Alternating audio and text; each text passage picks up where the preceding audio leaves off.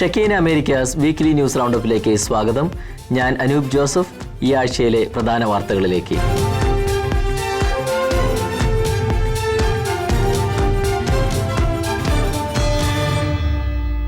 Francis പാപ്പയുടെ ആരോഗ്യനില വഷളായതായി അറിയിച്ച് വത്തിക്കാൻ. ശ്വസന ബുദ്ധിമുട്ടുകളെ തുടർന്ന് പാപ്പായ്ക്ക് വെന്റിലേഷൻ നൽകി. വെള്ളിയാഴ്ച ഉച്ചതിരിഞ്ഞ് ബ്രോങ്കോസ്പാസത്തെ തുടർന്നാണ് പാപ്പായുടെ നില വഷളായത്. വെള്ളിയാഴ്ച ഉച്ചതിരിഞ്ഞ് ശ്വാസതടസ്സം അനുഭവപ്പെട്ട ബ്രോങ്കോസ്പാസം ഉണ്ടാവുകയും ഇതേ തുടർന്ന് പാപ്പ ഛർദ്ദിക്കുകയും ശ്വസിച്ചപ്പോൾ ഇതിൽ കുറച്ച് ഉള്ളിലേക്ക് വലിയുകയും ചെയ്തതോടെ ശ്വാസകോശ സംബന്ധമായ പ്രശ്നങ്ങൾ പെട്ടെന്ന് വഷളാവുകയായിരുന്നു. ഇതേ തുടർന്ന് പാപ്പയെ ബ്രോങ്കിയൽ ആസ്പിറേഷൻ വിധേയനാക്കി. കൂടാതെ നോൺ ഇൻവേഴ്സീവ് മെക്കാനിക്കൽ വെന്റിലേഷൻ ആരംഭിക്കുകയും ചെയ്തു. തുടർന്ന് ഓക്സിജന്റെ അളവ് മെച്ചപ്പെട്ട നിലയിലേക്ക് ഉയരുകയായിരുന്നു. ചികിത്സകളുമായി സഹകരിച്ചുകൊണ്ട് പാപ്പ ബോധവാനായി തുടരുന്നു. രാവിലെ പാപ്പ പരിശുദ്ധ കുർബാന സ്വീകരിച്ചതായും വത്തിക്കാൻ ഫെബ്രുവരി 28 വെള്ളിയാഴ്ച വൈകുന്നേരം പുറപ്പെടുവിച്ച മെഡിക്കൽ ബുള്ളറ്റിനിൽ അറിയിച്ചു. ബ്രോങ്കോസ്പാസം എപ്പിസോഡിനെ തുടർന്ന് പാപ്പയുടെ ആരോഗ്യാവസ്ഥയുടെ കൃത്യമായ വിലയിരുത്തലിന് ഏകദേശം 24 മുതൽ 48 മണിക്കൂർ വരെ വേണ്ടിവരുമെന്ന് വത്തിക്കാൻ മാധ്യമ വിഭാഗം അറിയിച്ചു. പരിശുദ്ധ പിതാവിൻ്റെ ആരോഗ്യനിലയെക്കുറിച്ചുള്ള പ്രവചനം അസാധ്യമായി തന്നെ തുടരുകയാണ്. ഫെബ്രുവരി 14 വെള്ളിയാഴ്ചയാണ് പാപ്പയെ ആശുപത്രിയിൽ പ്രവേശിപ്പിച്ചത്. ഇന്ത്യാനയിലെ മോറിസിൽ സ്ഥിതി ചെയ്യുന്ന സെയിന്റ് ആന്റണി ഓഫ് പാദുവ ദേവാലയത്തിലെ സക്രാരിയിലുണ്ടായ അസാധാരണ സംഭവത്തിൽ അന്വേഷണ നടപടികളിലേക്ക് പ്രവേശിച്ച് ഇന്ത്യാനാപോളിസ് അതിരൂപത. സക്രാരിയിൽ അലിയിപ്പിക്കുന്നതിനായി സൂക്ഷിച്ച തിരുവോസ്തിയിൽ രക്തക്കറ ദൃശ്യമായതിന്റെ പശ്ചാത്തലത്തിലാണ് അന്വേഷണം. ദേവാലയം ഒരു ദിവ്യകാരുണ്യ അത്ഭുതത്തിന് വേദിയായെന്ന വിശ്വാസത്തിലാണ് വിശ്വാസികൾ. ഇന്ത്യാനയിലെ മോറിസിൽ സ്ഥിതി ചെയ്യുന്ന സെയിന്റ് ആന്റണി ഓഫ് പാദുവ ദേവാലയത്തിലെ സക്രാരിയിലുണ്ടായ അസാധാരണ സംഭവത്തിൽ അന്വേഷണ നടപടികളിലേക്ക് പ്രവേശിച്ച് ഇന്ത്യാനാപോളിസ് അതിരൂപത. സക്രാരിയിൽ അലിയിപ്പിക്കുന്നതിനായി സൂക്ഷിച്ച തിരുവോസ്തിയിൽ രക്തക്കറ ദൃശ്യമായതിന്റെ പശ്ചാത്തലത്തിലാണ് അന്വേഷണം. ദേവാലയം ഒരു ദിവ്യകാരുണ്യ അത്ഭുതത്തിന് വേദിയായി എന്ന വിശ്വാസത്തിലാണ് ഇടവക സമൂഹം. ഫെബ്രുവരി 21 സെന്റ് ആന്റണി ഓഫ് പാദുവ ദേവാലയത്തിലെ ദിവ്യകാരുണ്യ സ്വീകരണ വേളയിൽ 2 തിരുവോസ്തികൾ നിലത്ത് വീണിരുന്നു. പരമ്പരാഗത രീതിയനുസരിച്ച് നിലത്ത് വീണ തിരുവോസ്തികൾ അതിന്റെ പരിശുദ്ധി കാത്തുസൂക്ഷിക്കുന്നതിന്റെ ഭാഗമായി വെള്ളത്തിൽ അലിയിപ്പിച്ചാണ് നിർമ്മാർജ്ജനം ചെയ്യാറുള്ളത്. ദേവാലയത്തിലെ 2 വ്യത്യസ്ത ഇടങ്ങളിൽ നിന്ന് ലഭിച്ച തിരുവോസ്തികൾ ഇപ്രകാരം വെള്ളത്തിൽ ലയിപ്പിക്കുന്നതിനായി സക്രാരിയിൽ സൂക്ഷിച്ചിരുന്നു. തുടർന്ന് ഞായറാഴ്ചയിലെ തിരുക്കർമ്മങ്ങൾക്കായി തിരുവസ്തുക്കൾ ഒരുക്കുന്നതിനായി ശനിയാഴ്ച വൈകിട്ട് ദേവാലയത്തിലെത്തിയ ദേവാലയ ശുശ്രൂഷി സക്രാരി തുറന്നപ്പോൾ വെള്ളത്തിൽ ലയിപ്പിക്കാൻ വെച്ചിരുന്ന ഒരു തിരുവോസ്തിയിൽ രക്തക്കറ കാണുകയും പെട്ടെന്ന് തന്നെ ഇടവക വൈദികനെ അറിയിക്കുകയും ചെയ്തു. പെട്ടെന്ന് തന്നെ അവർ തിരുവോസ്തികൾ വെള്ളത്തിൽ നിന്ന് എടുത്ത് സക്രാരിയിൽ സൂക്ഷിച്ചു. പിന്നീടുള്ള ദിവസം പ്രസ്തുത തിരുവോസ്തി രക്തക്കറയോടുകൂടിയ ഒരു നേർത്ത ചർമ്മം പോലെ കാണപ്പെട്ടതായും ദേവാലയ ശുശ്രൂഷി വെളിപ്പെടുത്തി. പ്രസ്തുത രക്തക്കറ യേശുവിന്റെ തിരുരക്തമാണെന്നും ദേവാലയം ഒരു ദിവ്യകാരുണ്യ അത്ഭുതത്തിന് വേദിയായെന്നുമുള്ള വിശ്വാസത്തിലാണ് ഇടവക സമൂഹം. സംഭവത്തെ തുടർന്ന് ഇന്ത്യാനാപോളിസ് അതിരൂപത വത്തിക്കാനിലെ വിശ്വാസകാര്യങ്ങൾക്കായുള്ള ഡിക്കാസ്ട്രിയുമായി ബന്ധപ്പെടുകയും അന്വേഷണ നടപടികളിലേക്ക് പ്രവേശിക്കുകയും ചെയ്തു. ഇന്ത്യ ഉൾപ്പെടെയുള്ള രാജ്യങ്ങളിൽ നിന്ന് കഴിവുള്ള ബിരുദധാരികളെ ജോലിക്കെടുക്കുവാനായി പുതിയ പ്രഖ്യാപനവുമായി US. ഇതുമായി ബന്ധപ്പെട്ട് കമ്പനികൾക്ക് ഗോൾഡ് കാർഡുകൾ വാങ്ങാമെന്ന് അമേരിക്കൻ പ്രസിഡന്റ് ഡൊണാൾഡ് ട്രംപ്. പൗരത്വത്തിലേക്ക് വഴി തുറക്കുന്ന ഗോൾഡ് കാർഡുകൾ അവതരിപ്പിച്ചതിന് പിന്നാലെയാണ് ട്രംപിന്റെ വാഗ്ദാനം. $50 ലക്ഷം അഥവാ 43.5 കോടി ഇന്ത്യൻ രൂപ നൽകി US പൗരത്വത്തിലേക്ക് വഴി തുറക്കുന്ന ഗോൾഡ് കാർഡുകൾ അവതരിപ്പിച്ചതിന് പിന്നാലെയാണ് ബിരുദധാരികളെ ജോലിക്കെടുക്കുവാൻ US കമ്പനികൾക്ക് ഗോൾഡ് കാർഡുകൾ വാങ്ങാമെന്ന വാഗ്ദാനം ട്രംപ് പുറപ്പെടുവിച്ചത്. ഇന്ത്യക്ക് പുറമെ ചൈന, ജപ്പാൻ തുടങ്ങിയ രാജ്യങ്ങളിൽ നിന്നുള്ളവരെയും ഗോൾഡ് വിസ വാങ്ങി ജോലിക്കെടുക്കാമെന്ന് ട്രംപ് അറിയിച്ചു. ഇന്ത്യ, ചൈന, ജപ്പാൻ തുടങ്ങിയ രാജ്യങ്ങളിൽ നിന്നുള്ളവർ ഹാർവാർഡും വാർട്ടൺ സ്കൂൾ ഓഫ് ഫിനാൻസും പോലുള്ള ഇടങ്ങളിൽ പഠിക്കുവാൻ പോയി ഒന്നാമനായി ബിരുദം നേടുന്നു. പിന്നാലെ അവർക്ക് ജോലി വാഗ്ദാനം ലഭിക്കുന്നു. എന്നാൽ അവർക്ക് US-ൽ തുടരാൻ കഴിയുമോ എന്നറിയാത്തതിനാൽ നിങ്ങൾ ഉടനടി ആ വാഗ്ദാനം പിൻവലിക്കുന്നുവെന്നും കഴിഞ്ഞ ദിവസം ട്രംപ് പറഞ്ഞു. നമുക്ക് ഉൽപാദനക്ഷമതയുള്ള മികച്ച ആളുകളെയാണ് വേണ്ടതെന്നും $5 മില്യൺ നൽകാൻ കഴിയുന്നവർ തൊഴിലുകൾ സൃഷ്ടിക്കാൻ പോവുകയാണെന്നും ട്രംപ് വ്യക്തമാക്കി. അതിസമ്പന്നരായ വിദേശികൾക്ക് അമേരിക്കൻ പൗരത്വം അനായാസം ലഭിക്കാൻ അവസരമൊരുക്കുന്ന ഗോൾഡ് കാർഡ് പദ്ധതി കഴിഞ്ഞ ദിവസമാണ് പ്രസിഡന്റ് ഡൊണാൾഡ് ട്രംപ് പ്രഖ്യാപിച്ചത്. പദ്ധതിയുടെ വിവരങ്ങൾ 2 ആഴ്ചയ്ക്കകം പുറത്തുവിടും. വിദേശികൾക്ക് അമേരിക്കൻ പൗരത്വം വാഗ്ദാനം ചെയ്യുന്ന 10 ലക്ഷം ഗോൾഡ് കാർഡുകൾ വിറ്റഴിക്കാൻ കഴിയുമെന്നാണ് പ്രതീക്ഷയെന്ന് ട്രംപ് കൂട്ടിച്ചേർത്തു. റഷ്യയുമായുള്ള നയതന്ത്ര ബന്ധം പുനഃസ്ഥാപിക്കാൻ ഒരുങ്ങി അമേരിക്ക. അമേരിക്കയുമായുള്ള ബന്ധം പുനഃസ്ഥാപിക്കുന്നത് നിലവിലെ സംഘർഷം പരിഹരിക്കുന്നതിൽ പ്രതീക്ഷ നൽകുന്നുവെന്ന് റഷ്യൻ പ്രസിഡന്റ് വ്ളാദിമിർ പുടിൻ പറഞ്ഞു. അതേസമയം യുദ്ധത്തിൽ പിടിച്ചെടുത്ത 5 മേഖലകൾ യുക്രൈന് വിട്ടു നൽകുന്നതിനെക്കുറിച്ച് ഒരു ചർച്ചയ്ക്കുമില്ലെന്ന് റഷ്യൻ പ്രസിഡന്റ് വക്താവ് ദിമിത്രി പെസ്കോവ് വ്യക്തമാക്കി. ബന്ധം പുനഃസ്ഥാപിക്കുന്നത് സംബന്ധിച്ച് റഷ്യയുടെയും അമേരിക്കയുടെയും നയതന്ത്ര പ്രതിനിധികൾ വീണ്ടും ചർച്ച നടത്തിയതിന്റെ പശ്ചാത്തലത്തിലായിരുന്നു പെസ്കോവിന്റെ പ്രസ്താവന. തുർക്കിയിലെ ഇസ്താംബൂളിൽ അമേരിക്കൻ കോൺസൽ ജനറലിന്റെ ഓഫീസിലായിരുന്നു കൂടിക്കാഴ്ച. അമേരിക്കൻ പ്രസിഡന്റ് ഡൊണാൾഡ് ട്രംപും റഷ്യൻ പ്രസിഡന്റ് വ്ളാഡിമിർ പുടിനും തമ്മിൽ നടത്തിയ ഫോൺ സംഭാഷണത്തിലെടുത്ത തീരുമാനപ്രകാരമായിരുന്നു നടപടി. ദിവസങ്ങൾക്ക് മുൻപ് റിയാദിൽ ഇരു രാജ്യങ്ങളുടെയും നയതന്ത്ര പ്രതിനിധികൾ തമ്മിൽ ചർച്ച നടത്തി എംബസികൾ പുനരാരംഭിക്കുന്നത് സംബന്ധിച്ച് തീരുമാനമെടുത്തിരുന്നു. അമേരിക്കയും റഷ്യയും തമ്മിലുള്ള ബന്ധം പുനഃസ്ഥാപിക്കുവാനുള്ള തീരുമാനങ്ങൾ ഇത്ര എളുപ്പത്തിലും വേഗത്തിലും ആകുമെന്ന് ആരും പ്രതീക്ഷിച്ചിരുന്നില്ല. ഇരു രാജ്യങ്ങളുടെയും രാഷ്ട്രീയ ഇച്ഛാശക്തിയും പരസ്പരം കേൾക്കുവാനുള്ള സന്നദ്ധതയുമാണ് ഇത് സാധ്യമാക്കിയതെന്നും അദ്ദേഹം വ്യക്തമാക്കി. 3 വർഷം നീണ്ടുനിന്ന യുദ്ധത്തിൽ പിടിച്ചെടുത്ത 5 മേഖലകൾ യുക്രൈന് വിട്ടു നൽകുന്നതിനെക്കുറിച്ച് ഒരു ചർച്ചയ്ക്കുമില്ലെന്നും മേഖലകൾ വിഭജിക്കാൻ കഴിയുന്നതല്ലെന്നും രാജ്യത്തിന്റെ ഭരണഘടനയിൽ ഉൾപ്പെടുത്തിയതാണെന്നും റഷ്യൻ പ്രസിഡന്റ് വക്താവ് ദിമിത്രി പെസ്കോവ് പറഞ്ഞു. അതേസമയം യുക്രൈന്റെ പിടിച്ചെടുത്ത ഒരു ഗ്രാമം കൂടി തിരിച്ചു പിടിച്ചതായി റഷ്യൻ സൈന്യം അവകാശപ്പെട്ടു. കഴിഞ്ഞ വർഷം യുക്രൈൻ പിടിച്ചെടുത്ത നിക്കോൾസ്കി ഗ്രാമമാണ് തിരിച്ചുപിടിച്ചത്. 142 കേന്ദ്രങ്ങൾക്ക് നേരെ കഴിഞ്ഞ രാത്രി സംയുക്ത ആക്രമണം നടത്തിയതായി റഷ്യൻ പ്രതിരോധ മന്ത്രാലയം അറിയിച്ചു. യുക്രൈൻ സൈന്യത്തിന്റെ വ്യോമതാവളം, ഡ്രോൺ ഓപ്പറേറ്റർ പരിശീലന കേന്ദ്രങ്ങൾ തുടങ്ങിയവ ലക്ഷ്യമിട്ടായിരുന്നു ആക്രമണം നടന്നത്. International desk Shekinah news. Trump Zelensky കൂടിക്കാഴ്ചയ്ക്കിടെ വൈറ്റ് ഹൌസിൽ രാജ്യതലവന്മാർ തമ്മിൽ വാക്പോര്. സെലൻസ്കി 3ാം ലോക മഹായുദ്ധം ആഗ്രഹിക്കുന്നുവെന്ന് ട്രംപ്.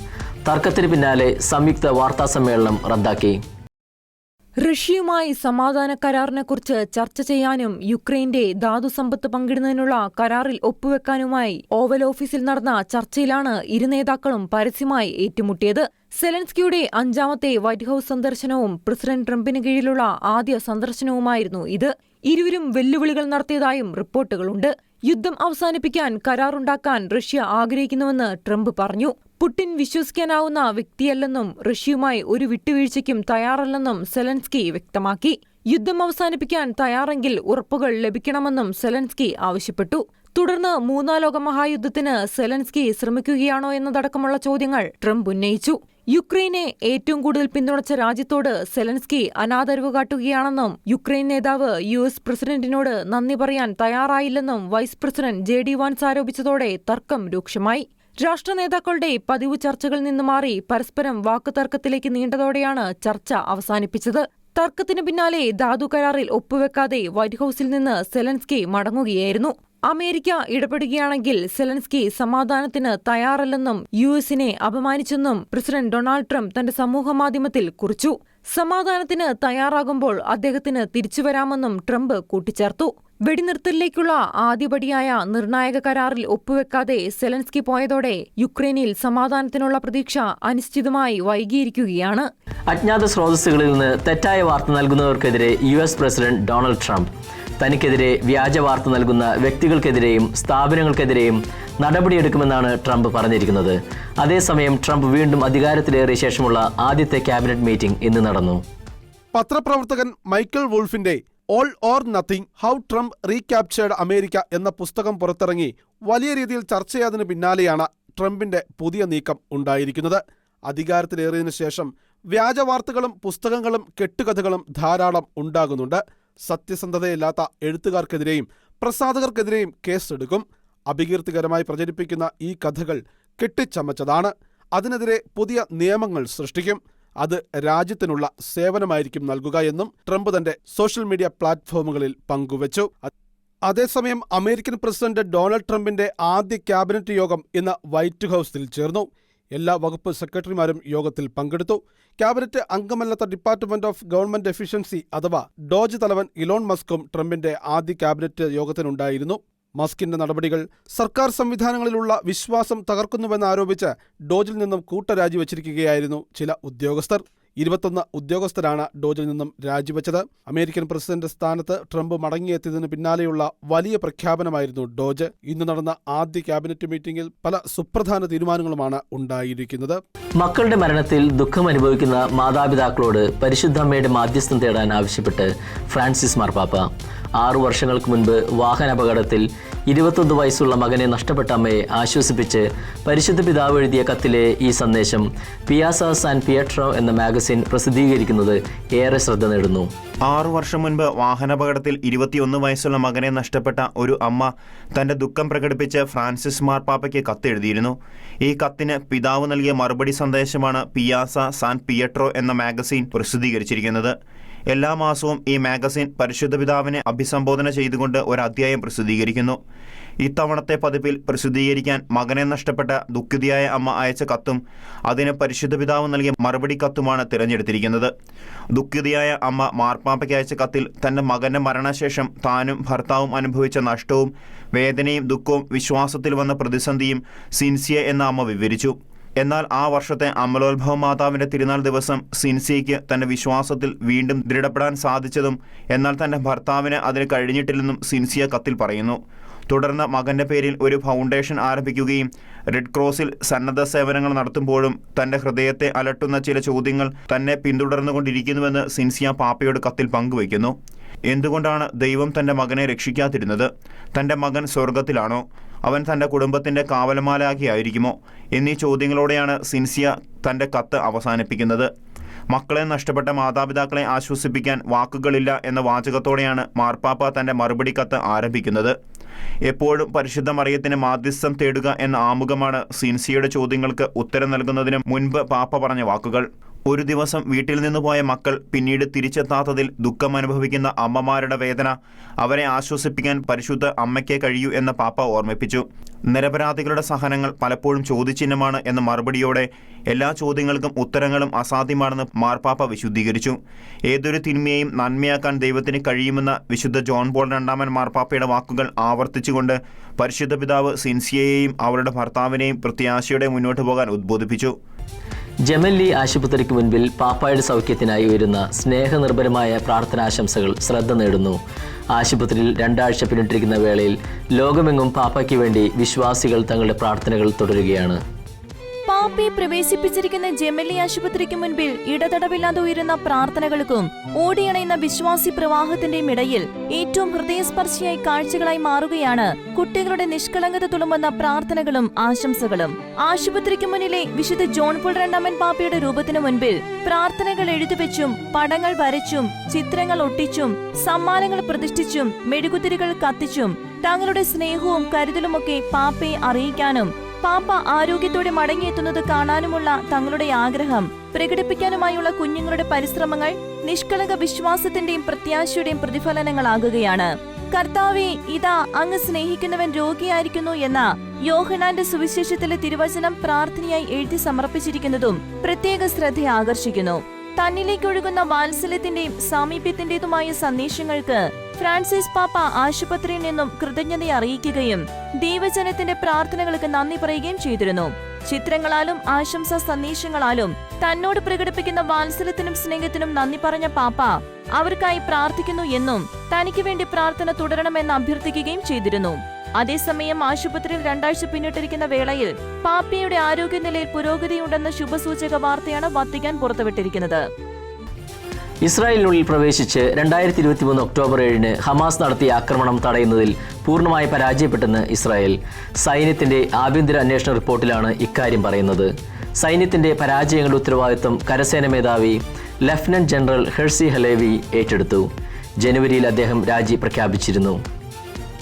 ഇസ്രായേലിന്റെ ചരിത്രത്തിൽ ഹോളോകോസ്റ്റിന് ശേഷം ഉണ്ടായ ഏറ്റവും വലിയ ആക്രമണത്തിനും മനുഷ്യകൃത്യമാണ് ഒക്ടോബർ 7 സാക്ഷ്യം വഹിച്ചത്. ഒഴിവാക്കപ്പെടേണ്ട ആക്രമണമായിരുന്നു ഇത്. ശത്രുവിന്റെ ശ്രമങ്ങൾ തിരിച്ചറിയാൻ കഴിയാതെ പോയത് ഏറ്റവും വലിയ പോരായ്മയായാണ് ഇസ്രായേൽ വിലയിരുത്തുന്നത്. ശാപത്തിലെ ഹമാസിന്റെ ചതി തിരിച്ചറിയാൻ ഇസ്രായേൽ പരാജയപ്പെട്ടുവെന്നാണ് ഏറെക്കുറെ സത്യമായ കാര്യവും. ഒക്ടോബർ 7 ആക്രമണത്തെക്കുറിച്ച് സൈന്യത്തിന്റെ ആഭ്യന്തര റിപ്പോർട്ടാണ് പുറത്തുവന്നിരിക്കുന്നത്. സൈന്യവും ഇന്റലിജൻസ് സംവിധാനങ്ങളും പൂർണ്ണമായും പരാജയപ്പെട്ടെന്നും റിപ്പോർട്ടിൽ പറയുന്നു. ഹമാസിനെ കുറച്ചു കണ്ടു. അവരുടെ ആക്രമണശേഷി മുൻകൂട്ടി അറിയാൻ കഴിഞ്ഞില്ലെന്നും റിപ്പോർട്ടിൽ വ്യക്തമാക്കുന്നു. ഹമാസിനെ കുറച്ചു കണ്ടതാണ് തിരിച്ചടിയായത്. ഇത്തരമൊരു മിന്നലാക്രമണം അവരിൽ നിന്നും പ്രതീക്ഷിച്ചില്ല. യുദ്ധം ചെയ്യുന്നതിനേക്കാൾ ഗാസ ഭരിക്കാനാണ് ഹമാസിന് താൽപര്യമെന്നതായിരുന്നു കണക്കുകൂട്ടൽ. ആക്രമണമുണ്ടായാൽ തന്നെ പരമാവധി 8 അതിർത്തി പോയിന്റുകളിൽ മാത്രമേ ആക്രമണം നടത്താൻ കഴിയൂ എന്നാണ് ഇസ്രായേൽ സൈന്യം കരുതിയത്. എന്നാൽ യഥാർത്ഥത്തിൽ അതിർത്തി കടന്ന് ആക്രമണം നടത്താനുള്ള 60-ലേറെ മാർഗങ്ങൾ ഹമാസിനുണ്ടായിരുന്നുവെന്നും റിപ്പോർട്ടിൽ പറയുന്നു. ഒക്ടോബർ 7-ലെ ആക്രമണത്തിന് മുഖ്യ സൂത്രധാരനായിരുന്ന യഹിയ സിൻവാർ 2017 തന്നെ